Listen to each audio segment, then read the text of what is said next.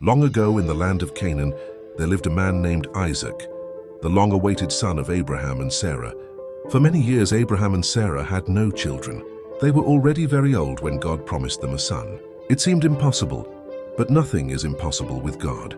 When Isaac was finally born, his name meant laughter, because Sarah had once laughed in disbelief at the idea of having a baby in her old age. But her laughter turned into joy. Isaac grew up deeply loved by his parents, especially Abraham, who saw him as the child of promise. One day, God tested Abraham. He told him to take Isaac to a mountain in the region of Moriah and offer him as a sacrifice. Though Abraham was heartbroken and confused, he trusted God completely. Early the next morning, he and Isaac set out together. As they climbed the mountain, Isaac noticed something strange.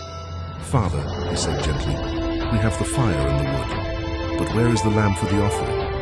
Abraham replied, "God himself will provide the lamb." At the top of the mountain, Abraham built an altar and placed the wood on it. With trembling hands, he tied Isaac and laid him on the altar. Just as Abraham raised the knife, an angel called out from heaven telling him to stop. God had seen Abraham's faith and obedience. Nearby, a ram was caught in a bush by its horns.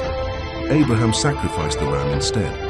Isaac's life was spared, and Abraham learned that God keeps his promises. Years later, Isaac grew into a peaceful and thoughtful man. After Sarah died, Abraham sent a servant to find a wife for Isaac from among their relatives. The servant prayed for guidance, and God led him to a kind and generous woman named Rebekah. When Rebekah arrived and saw Isaac walking in the field at evening, she covered herself with a veil. Isaac welcomed her into his mother's tent, and she became his wife. The Bible says he loved her deeply, and she comforted him after his mother's death. Isaac and Rebekah had twin sons, Esau, who was strong and loved the outdoors, and Jacob, who was quiet and thoughtful. Their rivalry would shape the future of nations. Though Isaac's life was quieter than his father Abraham's or his son Jacob's, he carried forward God's promise.